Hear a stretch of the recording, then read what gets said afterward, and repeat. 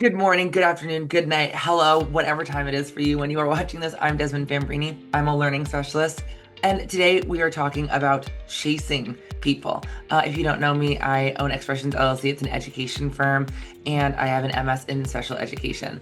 I also have a bachelor's in government, so I study people a lot, especially when it comes to things like educational psychology. And today we are going to be discussing basically how to make friends, both as a kid and as an adult. Now, kids always struggle making friends. Now, the thing that we don't talk about is adults very much struggle making friends as well.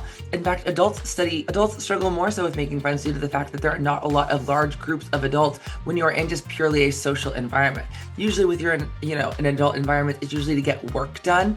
You aren't really exposed to random groups of adults that are new. In school, you're consistently shown to new people, you have new classes, you have new teachers, you have new crews to go to, you have a giant school of 1,000 people or so to meet. But when you are an adult, you may have an office of 10 to 20 people, and that is basically your social circle. You may have a hobby here and there, but it's hard to connect with those people. So when you do finally make a connection with someone, when you do finally find a new friend, what is the number one mistake that I see people make? Well, this happens for both adults, and it also happens with kids as well. And that is the idea of do not chase people, because we as human beings are designed to run away from things that chase us. This is classic environmental just protection for not just human beings, but animals in general.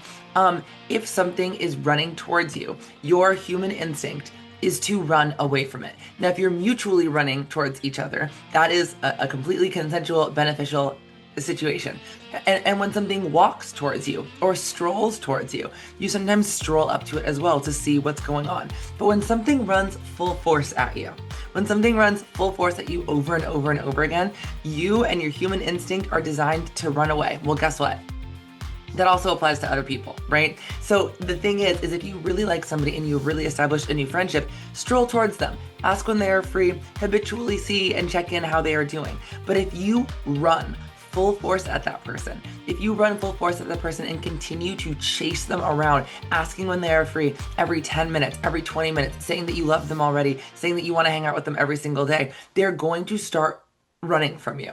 Even if there isn't a mutual kind of platonic honeymoon phase, consistently running at someone will kind of kick in their human instinct to run away from you. Human beings are designed to run away from things that chase us. So when establishing new friendships or even professional relationships, do not chase. It is the worst idea ever. Do not as an adult, do not as a child, do not chase friendships. Put in mutual effort, meet them halfway, walk towards them, stroll towards them, check in with them habitually to see what they're up to, but do not chase them. Do not pursue them with fervor, because if you do, they will, by human instinct, run in the other direction.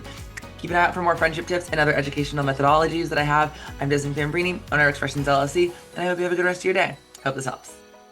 Okay, any questions?